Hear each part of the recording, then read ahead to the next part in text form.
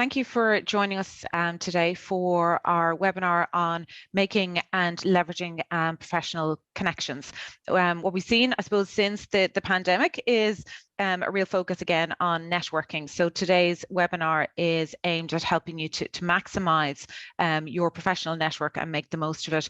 Before we start on that particular topic, I'd just like to hand you over to my colleague Dee France, who looks after the wellbeing supports that are available to members and students here within the Institute for a quick introduction. Over to you, Dee. Lovely. Thank you so much, Karen. I'm just going to set up the slides there. So look, I'm very grateful for just being allowed to pop on and just say a quick hello and just let you know of two supports that are available in the Institute. The first one is the Wellbeing Hub, Thrive. And there is a little bit of a kind of a crossover with connection and networking and all that good stuff, because it is actually very good for your well-being and connecting with other people. And it's great that we can get back to doing that now. So just to let you know a little bit about the supports that we provide. This is how we kind of imagine your journey through the your engagement with the Institute. Of course, all of those kind of life stages and various ups and downs as you go, and really just to kind of point out that we're kind of very cognizant of those challenges that might come up for people. We see them time and time again. And I suppose some of the very kind of common ones would be that kind of family issues, maybe the work-life balance issues that you're trying to kind of juggle everything, and then maybe those returners, for instance, coming back after taking a break, those kind of things. So we're very much kind of with you, I suppose, every step of the way. And these are the kind of our core services with the Thrive Wellbeing Hub. So firstly, you probably would come through on either an email, or you might lift the phone to us if things were if you were looking for some support. So we'd have confidential one-to-one listing service with one of the team. And if there was kind of specialist advice required and you wanted to kind of go sort of outside of the Institute, let's say, we would have be able to refer you over to professional counselling with Leah. So you get 8 sessions with Leah free of charge. And then you might come back over to the Institute for some wellness coaching, and that might be things around like stress management or lifestyle issues. And we have a couple of members of the team are wellness coaches, so they'll be able to support you there. And then we have an array of mental health and wellbeing webinars that we put out throughout the year, and we will collaborate with all the different kind of district societies and the young professionals, and of course Balance and the ethnicity networks as well, to bring you that kind of woven in kind of themes that help support you in whatever stage you're at.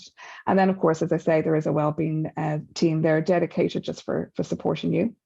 And then this one is basically where it all happens. This is the hub, and you have the various people there on the team. We have a dynamic calendar there that we pull in all of the different events that might relate to wellbeing and that support that I mentioned. And then, of course, we have some up-to-date articles that we're pushing out from time to time. And then, of course, as I mentioned, those webinars as well. So those ones that we would either collaborate or we would do ourselves. We'd have a program of events that run pretty much every month. There might be something there. So some of the faces you might recognize. These are just some of the speakers and experts that we've had along the way. And this is where you'll find us. This is the website and our email address. And obviously, yeah, so it's all there. So this is where you'll find us. And then just very quickly before I hand back over to Karen, I just want to point out as well that we also look after CA support. CA support is 95 years this year. So what is CA support? It's our benevolent fund. It's been founded in 1928, and we're a registered charity. We're very much separate to the Institute with our own board of directors, and we're all about providing that emergency financial assistance. So obviously we're in a cost of living crisis at the moment. Some people are faring better than others, but if you are encountering any issues, that is what the Benevolent Fund and CA support is all about. So it is a donation-based model, so you might see it from time to time on your subs, or you might see some of our campaigns going out there. So if you're doing okay, you might consider putting some money into the pot. So it is really about looking after each other. And as I say, these are just the key points about it. It's 100% confidential, and this is the boards that we would have. We have lots of very, very kind people, I suppose, to actually give their time free of charge and volunteer for the board. So we'd have some faces there that you might recognise, and this is where you will find us. So I hope you enjoyed the webinar that's coming up. I certainly am very much looking forward to it. So I'll hand you back over to Karen, and thanks very much for listening. Thanks, Dee. Perfect. So I'm just going to share my own slides with you there now, so we can kick off and look at how you can make and leverage professional connections. So essentially what we want to do is look at what is a professional network, how it's important. I know some of you will be fearful of it, and it is quite a common, I suppose, feeling to have when it comes to making connections from a professional perspective. We're going to look at how you can build your confidence in this area and how you can best reach out and start making professional connections that are the right ones in terms of your career objectives, and that you're setting goals for yourself in that space. We're also going to look at reciprocity and authenticity, which obviously are I suppose, kind of integral in terms of the whole networking piece. So it's really about, how you can protect and manage your network for the longer term and use that to benefit your career. So what is a professional network? So it's essentially a network of contacts and relationships within your professional life, and you can use these then to, as I mentioned already, to leverage and improve your career, build your reputation, and also to build your personal brand. And these are all really important when it comes to managing and developing your career. And it's about making sure that your network is as diverse as possible, that it's not too, I suppose, focused on any particular area as such. So it's looking at how you can potentially develop that out. And you will find that sometimes your professional network and your personal network overlap. So whether that's contacts you make on the GAA pitch that follow over into your professional network, there is going to be that overlap there. But it's really about building mutually beneficial relationships where you're supporting each other. And it's I suppose a lot of people think it's about sales, but that's what I want to try and, I suppose, emphasize today, that it is more about making connections and adding value. And it's about purposefully building those relationships and managing those relationships for the long term. So who should be in your network? As I said, it can overlap your professional and your personal life. So you could have your current and your former colleagues in there. It could be family, friends, or family or friends. Also people who you know through various different associations. So whether that's through, say, institute connections or elsewhere. It could be connections you've made through the likes of LinkedIn or other professional networks. It could also be recruiters that you've connected in with over the years and who've supported you in terms of finding your next role. It can also be previous classmates, whether that's from secondary school or third level. And then also as well, it can actually include, like, say, your referees, professors or teachers from school. So it's really quite diverse. And what I was saying earlier is that it is important to widen out your network. So it's about stepping outside of your comfort zone and seeing how you can build that out further. And for some of you, within your roles, you may have exposure to, kind of legal professionals, other kind of finance or tax professionals, or other professionals within your sector in general. So it's looking at how you can widen that out. But the key here is to focus on quality rather than quantity. And that's one of the themes throughout this webinar, is that focus on quality rather than quantity. So just to look at some examples of professional networks. So, school and college alumni can be really, really helpful, and it's a good way to broaden out your network outside of the finance or accounting arena. You could have industry associations. You've obviously got your membership of the institute, where you can join various different committees and groups. As I said, meeting recruiters, keeping in touch with former colleagues is a great way to develop your network. But don't forget the people that you're working with now as well.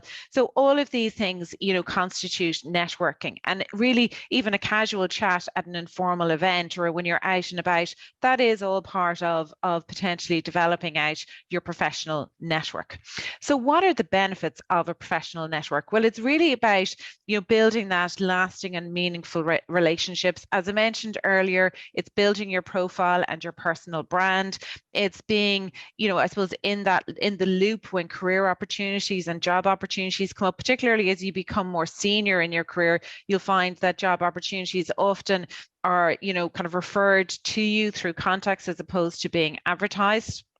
It's also a great way of having access to, guidance and information, and even potentially mentors as well. So it's a great, I suppose, network to be able to kind of tap into, to find out what's going on in your sector, to get advice, hear about new ideas, perspectives, and ultimately this kind of builds your confidence as well, because you're supported, you've access to the information that you need, and really it's a great way of meeting interesting people, and even, dare I say it, having fun as well.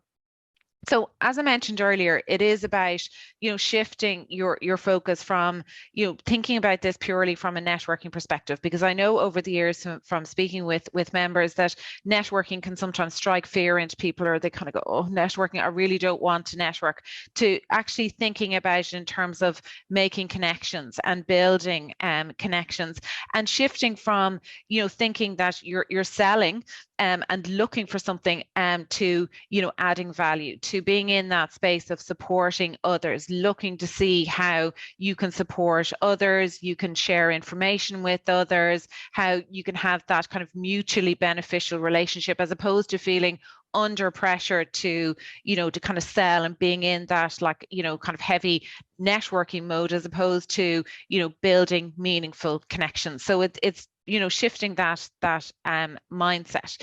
So when I say adding value, making connections, what do I mean? What I mean is about, looking for ways to share your expertise, to share your knowledge, to offer support. That could be, helping somebody in a particular area, giving them advice, putting them in touch with other people that, kind of joining the dots, and making an introduction or a referral. So rather than, you're feeling that you're looking for something, you're actually supporting others, and then you have that reciprocal arrangement that you'd like to think that will come back to you, or even something as simple as sharing content on LinkedIn. So it's looking to see how you can add value and support others, and that in turn helps you to make those meaningful connections that will have that reciprocal and mutual benefit.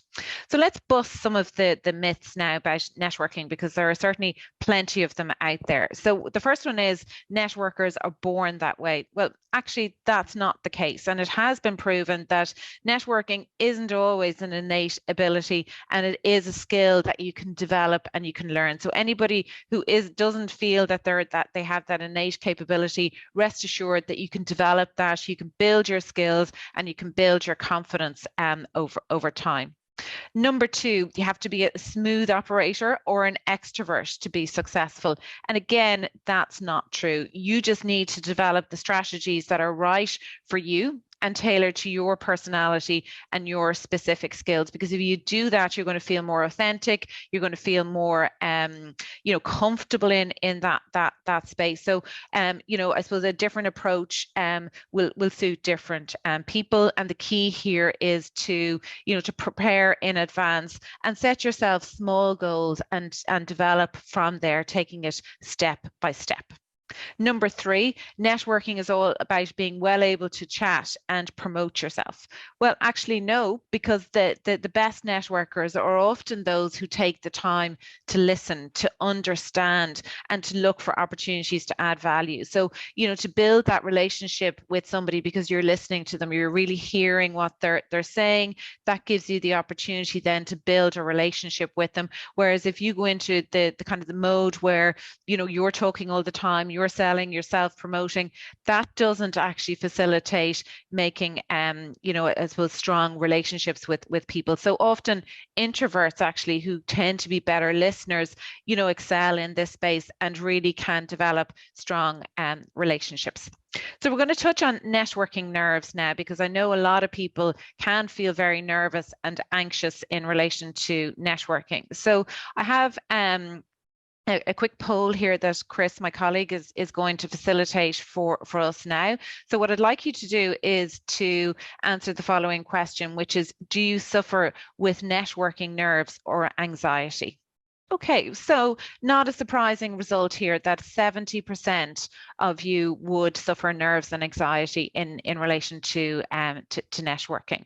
So the tips and advice that I have now going forward will certainly help to ease those. So the nerves that most of you've mentioned having, really come about because of like walking into a room where you know nobody. That can feel very overwhelming. The idea, as I said, of feeling that you have to you know, kind of sell yourself, or coming across as not being, you know, authentic, that you have to put on this kind of face of somebody that you're not.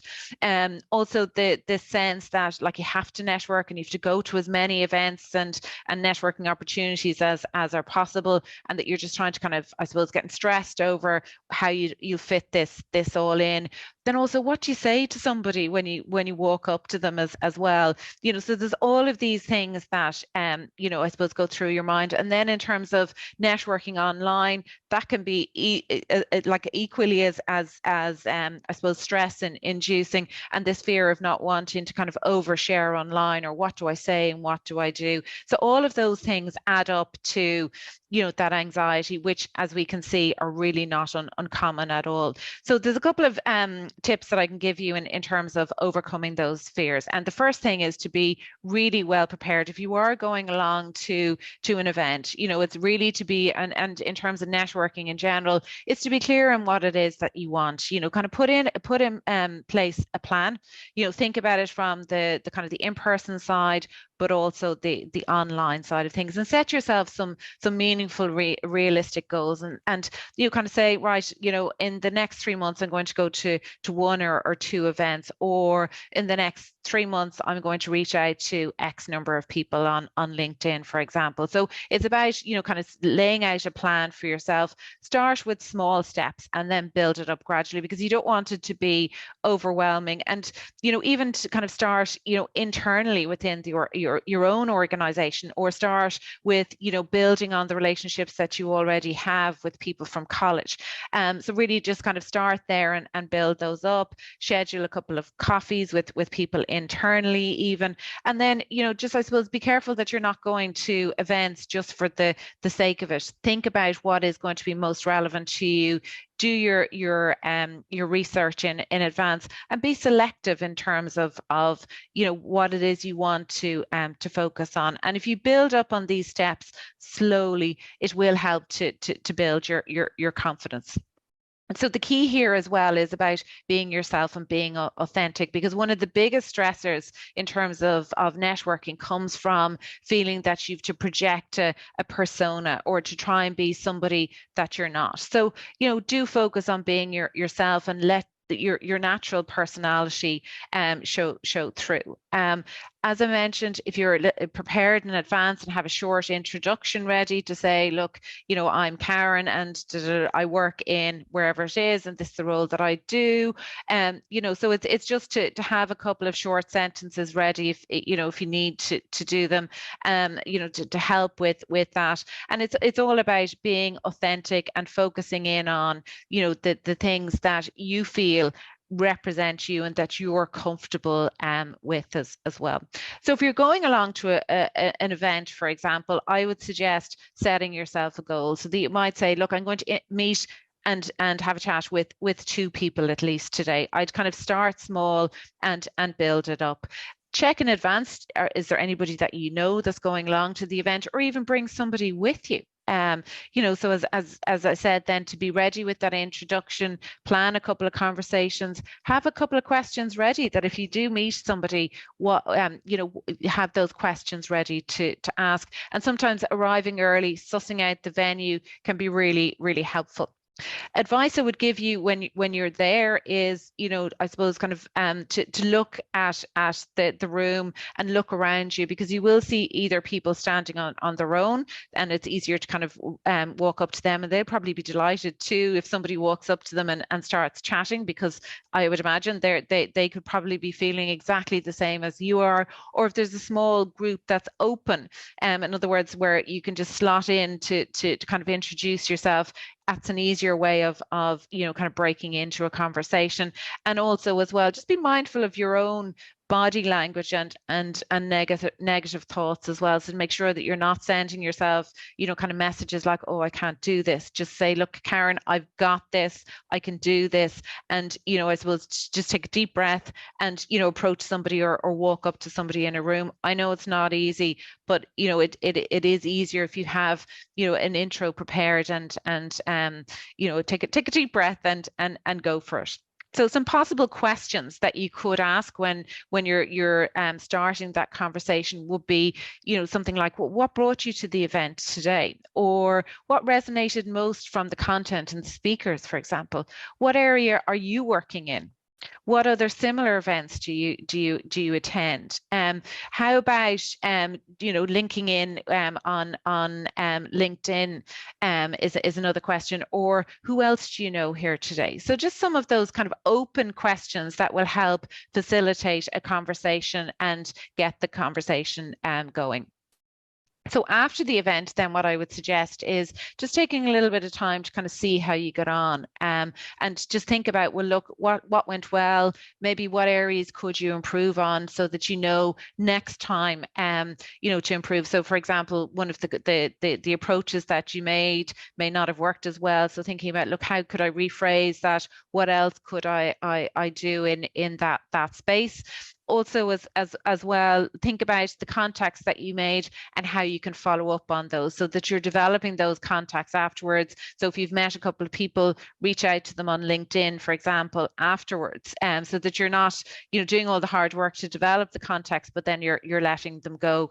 And most of all, make sure that you congratulate yourself on your progress, because each step towards improving your networking and your ability to make connections is a really important one. So, take the time out to congratulate yourself and recognize your success. So I'd like to just go into a little bit more detail in terms of reaching out and making those connections, and to give you some examples and ideas as to how you might do that. So as I mentioned earlier, I would say start small and take it step by step. Be selective. You don't need to reach out to all and sundry. It's about, being selective and making meaningful connections. As I mentioned earlier, it's about the quality of your connections as opposed to the quantity. One idea would be to kind of suggest meeting a colleague for coffee. So maybe somebody that, you work with that you would know, but maybe not as well, and building that connection could be useful. Plus then also gives you an opportunity maybe to kind of tap into their network as well. So kind of start in that kind of inner circle initially and kind of move out from there.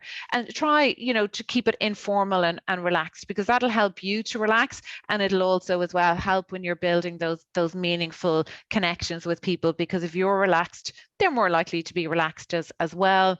As I mentioned earlier, prepare in advance, have a think about what would be a good outcome from the coffee or from the meeting. And it's really all about, meeting the right people, at the right time and in the right place. So try and I suppose range the meetings or the coffees at a time when you're not rushed, you're not under pressure, that suits, and you have a little bit of space, to build those connections and to build those relationships. So reaching out then via LinkedIn, and this can be a really useful tool. I'm sure most of you probably are on LinkedIn already, so it can be a really useful way of building out your connections, or as you meet with people, that you can add them to your contacts list on LinkedIn. So it's a great way of doing that. Or researching people's backgrounds and experience to see, well, actually, are we in a similar space? Is there an opportunity for us to build a mutually beneficial relationship there? You can also message people on LinkedIn, which is really, really handy. So if you spot somebody that you kind of think, actually, this could be a useful connection, then you can send them a message on LinkedIn. And I'll give you an example shortly of, how you can do that in terms terms of, you know, potentially highlighting a mutual interest or benefit, or you could message them in relation to one of their you know, posts, or even just generally if you've met somebody at an event, you follow up, send them an invite to connect, say, look, it was lovely meeting with you at the conference earlier today, and I'd really welcome the opportunity to stay connected with you on LinkedIn. So here's an example, and this is a real life example of a reach out that I did myself recently, where I had spotted somebody who's in a similar, you know, I suppose, role to myself within the kind of the members space, like a membership organization. And I'd noticed that she had a really interesting article in Image magazine. She had posted the details to on LinkedIn. So I sent her a message and I just said to her, congratulations on your recent article in Image magazine, which I found really interesting. As we both work in a similar area and are passionate about supporting our members, I would welcome the opportunity to connect. It would be fantastic, if you were interested in meeting for a coffee, that would be fantastic. I noticed we also have several mutual connections, which we did, and I look forward to hearing from you. Regards, Karen. So she came back to me and just a few short days later to say, look, Karen, I'd love to meet with you. I'm just going on holidays at the moment, but we'll definitely meet up when I get back. So she did message me then after she came back from her holidays, and we then met up for a coffee, which was fantastic because we were able to share, I suppose, our our experiences in terms of working within a member organization. Like we're not in a competing space, so we're able to share you know, I suppose, thoughts, experiences, ideas, and also contacts and connections. So that's an ongoing relationship, which has actually resulted now in some collaboration going forward as well. So it's just a very short, relaxed email or message that I sent her through LinkedIn. So it's just an example of what you can do. Similarly, you know, there are other ways of you know, reaching out. Looking for mutual connections can be a good way, because at least then, you know, I suppose there's a semi-warm, you know, connection there. So it's a good way just to look at how you can reach out and make those meaningful connections. So then if we look at other ways in which you can build out your network, and mentoring is a really good way of doing this, either by, you know, volunteering to be a mentor, and like we have a mentor program here through the Institute that I'll tell you about a little bit about shortly as well. But by volunteering as a mentor, or indeed being a mentee, it also helps you to kind of build out those connections. So for example, within the Institute here, we have a panel of 150 mentors, all made up of experienced mentors. So those mentors have the opportunity to connect with each other, or indeed with the mentees, but also as well as a mentee, if you wanted to, you know, I suppose to engage with a mentor, we can facilitate that for you. So again, that's a new connection for you in terms of building that relationship and that symbiotic relationship with a mentor.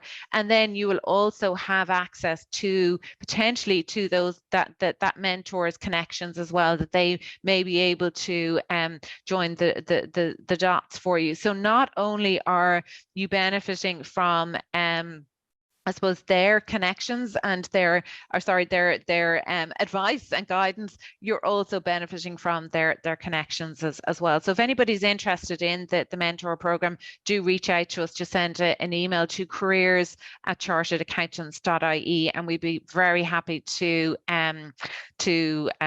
make those connections for you. So just as I suppose as a recap then, you know, the key thing here is, even if you don't you know, enjoy putting yourself out there, if you're an introvert, for example, and you don't enjoy that element of putting yourself out there and making those connections, there are very simple ways that you can do that in terms of building up your connections. So the key things here are to do that slowly, take it one step at a time, and build up a network of meaningful connections. So it's basically taking that step by step, start small and start building it up, as I said, step by step. Start with those in your kind of small, like your immediate circle, should I say, and then start building that out from there. And don't be afraid, for example, to ask for introductions. So if you're having, a coffee with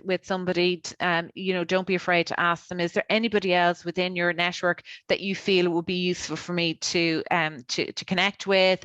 Or are there any connections that you could make for me? You can also then, in the spirit of reciprocity, also then make a suggestion in terms of, look, I would be happy to connect you with a couple of people within my own network. So even between the two people there, the number of connections that can be made can become exponential in terms of building out that network. And some of the best networkers that I know are people who actually join the dots for others, where they would think, well, actually, I know Tom here, he's in finance, and I know John here, and he's in banking. Why don't I join the dots? And that's the way you can build relationships with people. They'll respect you, they'll be open to doing a good turn for you in time. So it's a case of that reciprocity. So it's thinking about how you can join the dots, not just for yourself,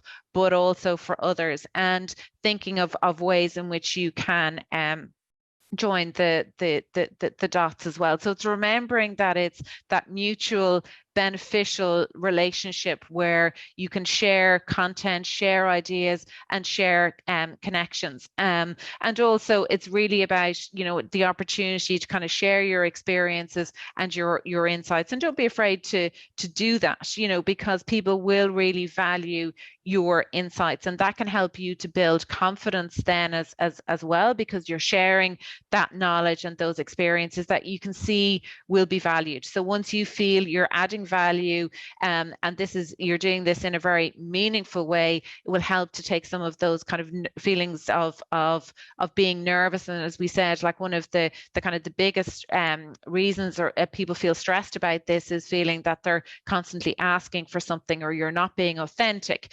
So if you feel you're making a difference, you're adding value, there's a sense of purpose. And we know that from our research, and like a lot of research in general shows that the younger, I suppose, members in general want to feel a sense of purpose. And if you can attach a sense of purpose to your networking, that can really help. And it makes it much more enjoyable, to be honest, rather than going along to something just for the sake of it and think, God, I now have to talk to people. But if you're going there and you feel you can make a difference, you can share your experiences, there's a reason for doing what you're doing, which is ultimately, to help you in terms of your learnings, and also, I suppose, building out your network, which will help in terms of career connections, etc. So at least you can see there's a value and there's a reason for doing it. Then, as I said, it's about taking it a step at a time. Often it can feel very overwhelming, where you think, gosh, I have no network. Where do I start? And you'd be surprised if you just take it step by step and add a few connections, even every month or every quarter. All of a sudden, it will develop, further than you might have expected. And as I said, ultimately, it is that quality of your network that is more important. So if you had, 10 quality people in your network as opposed to 100 just general connections, you're going to find that you'll get much more value from the 10 that you have, as opposed to 100 that might not be as meaningful. So I'm happy to take any questions now from the participants. Okay, so there's one here then, is how to overcome the fear of starting a conversation with a complete stranger. So I think this one is a common fear. There absolutely is, that's like for sure. And I think that's one of the fears, is to start, like, in terms of starting that conversation. So I suppose I'd go back to what I mentioned earlier, which is in relation to just planning. in advance, and to have a couple of icebreakers, as they're often called. So a couple of comments or questions that you can ask in terms of that conversation with a complete stranger. So you could say something, look, hi, it's nice to meet you. My name is, and then have a question ready to say, look, what did you think of the event today? Or, what brought you here today? Do you know any of the speakers? What area are you working in yourself? So the key thing is to have a couple of questions ready so that they can stimulate the conversation. And you probably find the person that you're meeting with is going to be equally as nervous. So because most people feel that the same in terms of the nerves, as we saw from the poll earlier, 70% of people experience nervousness going into a networking type situation, or attending an event where there's going to be networking and you don't know anybody. And particularly now since COVID, what we're finding is that people's behaviors have changed. They've become more used to engaging online or attending events online. So there is that additional fear factor, and having to break through that fear again, and being back out in I suppose in person again. Even though we've been obviously back in this space for a while, people's behaviors have changed, and additional nerves have built up for sure. So it's really about being prepared, having some questions ready, having your own introduction ready, to kind of just as those icebreakers. They're the key things really to have in your back pocket. So just checking out here if there's any other questions. Feel free to pop them into the chat, or any other observations that anybody has, or indeed any other suggestions in terms of content as well for future webinars in the careers related space. Okay, so the next question then is how to be more authentic and more relaxed in a conversation. So again, really good question. So the piece about being authentic, I think really what you want to do in the first instance when you're building up a relationship is just to build that relationship. There shouldn't be any specific kind of asks in there straight off. It should be that you're going into this to get to know the person well, that you're going into this in terms of adding value to the relationship and the conversation as well. So it's about authentically building that. So it's not having an ulterior motive. So that's why it's really important that you build up your network over time, rather than in a situation where maybe you need something, where for example, like you're looking for a job and you need people to make an introduction. So that's why when you're I suppose developing your career and over your career, you should be building your network as you go, and it's something you consistently build into your career management, your career planning. So you start at, like, the earlier you start, the better, and it should be something you consistently do over time, rather than thinking, well, actually I need a job now, so I'm going to start networking, or I need to gather some information in the market, so I'll start kind of building my network. So it's really about building it over time, so those relationships are made and developed and built over time. So then if you do need to tap into them, you can do that. But at least if you're not I suppose looking for something from the outset, then you can do that in a more kind of authentic and relaxed way. And again, what I said earlier, it's about planning those conversations. If you're nervous about it in the first instance, it is about I suppose being prepared, having a plan.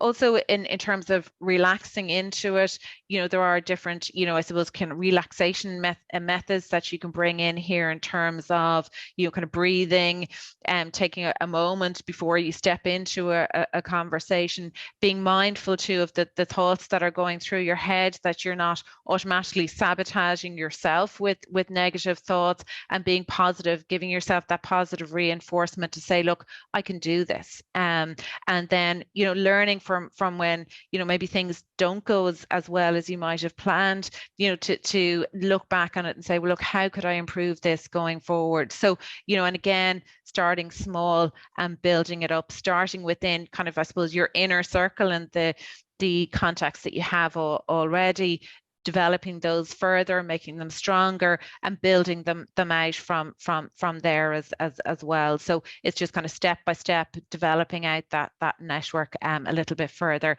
and doing that as like to you know, in that more authentic and more relaxed way, because you're not feeling that pressure to have to do it like it's something that you're starting to do over time, and setting yourself realistic goals that do put a little bit of pressure on you, but don't put too much pressure on you by the same time. So it's getting that balance right so you can feel more relaxed. And I think if you're more relaxed going into these situations, you are actually going to enjoy it more. The more you enjoy it, the more relaxed you'll be. So over time, you know, you will become more relaxed as well. So hopefully that answers that particular question.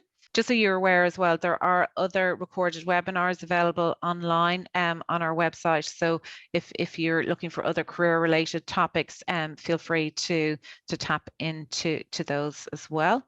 Okay, so I'm not seeing any further questions here. So all that remains for me to say now is thank you very much for joining us today for our webinar on making and leveraging professional connections. I hope you found it useful and helpful, and that it will make your networking easier, more valuable, and indeed hopefully you'll enjoy it more as you go on. So thank you so much.